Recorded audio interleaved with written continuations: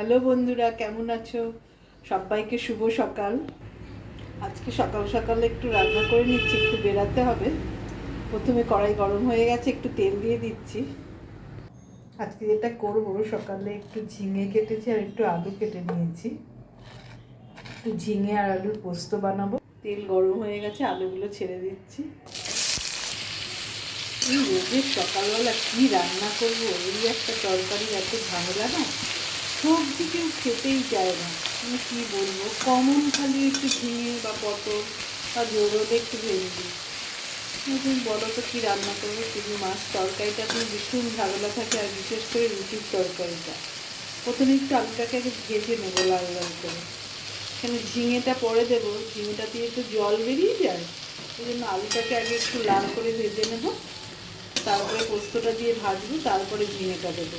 একটু নুন দিয়ে দিচ্ছি আর একটু হলুদ গুঁড়ো দিয়ে দিচ্ছি। এটা প্রথমে আগে খুব ভালো করে ভেজে নেব।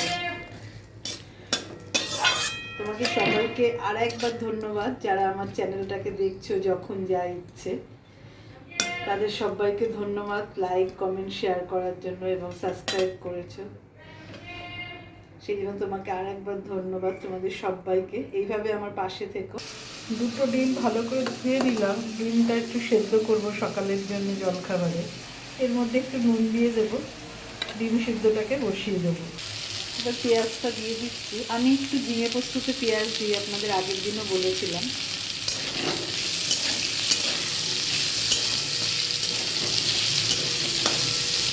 একটু পেঁয়াজ দিয়ে দেখবেন, খেতে ভালো লাগে খুব। পেঁয়াজটা একটু ভাজা ভাজা করে নেব, আর দুটো কাঁচা লঙ্কা দিয়ে দিচ্ছি। অল্পই ঝাল করবো, সেই জন্য দুটো কাঁচা লঙ্কা দিলাম। রুটির তরকারি তো খুব বেশি ঝাল ভালো লাগে না। এবার পোস্তটা দিয়ে একটু ভেজে নেবো আগে, তারপর ঝিঙেটা দেবো। পোস্তটা দিয়ে আগে ভেজে নিচ্ছি, তারপর ঝিঙেটা দেবো। নাহলে ঝিঙে দেওয়ার সঙ্গে কিন্তু জল বেরিয়ে যায়। একটু ভাজা ভাজা হয়ে গেছে, এবার ঝিঙেগুলো দিয়ে দিচ্ছি। ঝিঙে দেওয়ার সঙ্গে তুমি একটু আঁচটা কমিয়ে দেবেন, তাহলে ঝিঙে থেকে একটা এক্সট্রা জল বেরোয়।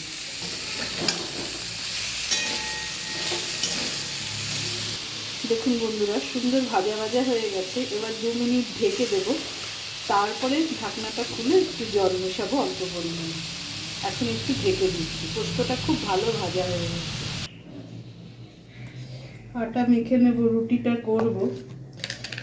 এই রুটি সকালবেলা করতে গেলে জানেন তো, বেশিরভাগ সবারই মানে করতে ভালো লাগে না রুটিটা, কিন্তু উপায় নেই। পাউরুটিতে রোজ রোজ খাওয়া ভালো না, আর ভাতও দুবার খেতে খাওয়াটা ভালো না।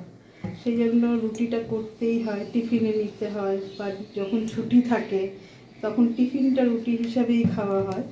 হ্যাঁ, একদিন হয়তো ছুটির দিনে আপনি লুচি করলেন বা পরোটা করলেন, সেটা আলাদা। রোজের তেল খাওয়াটা তো ভালো না।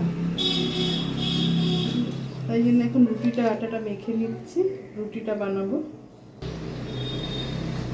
আটাটা মাখা হয়ে গেছে, আটাটা একটু 5 মিনিট ঢেকে রাখবো, তাহলে রুটিটা ভালো হয়।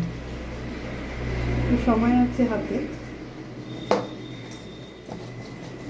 সেই জন্য আটাটা মেখে নিয়েছি। এই আটার ডোটা একটু 5 মিনিট ঢেকে রাখছি। দেখুন বন্ধুরা, ঝিঙেটা ঢেকে দিয়েছিলাম, ঝিঙের থেকে কতটা জল বেরিয়েছে। ওই জন্য আমি ঝিঙেটা লাস্টে দিই, যাতে আলুটা পোস্তটা ভাজা হয়ে যায়। তারপর ঝিঙেটা দিলে ওই জলটাতেই আলুটা সেদ্ধ হয়ে যায়, এক্সট্রা জলের দরকার হয় না। যারা একটু ঝোল ঝোল খাবেন তারা অল্প পরিমাণে জল দেবেন, কিন্তু এইটা না খেতে খুব বেশি ভালো হয়। একদম আঁচটা সিমে করে দেবেন ঝিঙেটা দেওয়ার পর। এবার একটু মিষ্টি দিয়ে দেবো সামান্য, অল্প একটু চিনি দিয়ে দিলাম। দেখতে সুন্দর হয়েছে না বন্ধুরা তরকারিটা? দেখুন, ঝোল নেই, কিন্তু যেরকম গা মাখা ভেজা ভেজা আছে, এটা দিয়েও কিন্তু রুটি খেতে ভালো লাগে। আমরা এটা পছন্দ করি। এটা এরকম ধরনের তরকারিটা না বেশি পরোটার সঙ্গে ভালো লাগে। আর টানাবো না, এবার তরকারিটা নামিয়ে নেব। দুটো কাঁচা লঙ্কা দিয়েছিলাম, সেই কাঁচা লঙ্কাটাই একটু ম্যাশড করে দিচ্ছি যাতে ঝালটা হয়। ডিমটাও ওদিকে সেদ্ধ বসিয়ে দিয়েছি, এবার রুটিটা করে নেব, তাহলে আমার টিফিনটা তৈরি হয়ে যাবে। ভালো লাগলে বন্ধুরা একটু কমেন্ট করবেন, লাইক করবেন, তাহলে আমরা একটু উৎসাহ পাই। আর তার সঙ্গে তোমাদের সঙ্গে একটু গল্পও করা হয় রান্না করতে করতে, সেই জন্যই ভিডিওটা আরও বানাই। সবাই ভালো থাকবেন, সুস্থ থাকবেন। আজকের মতো রাখছি।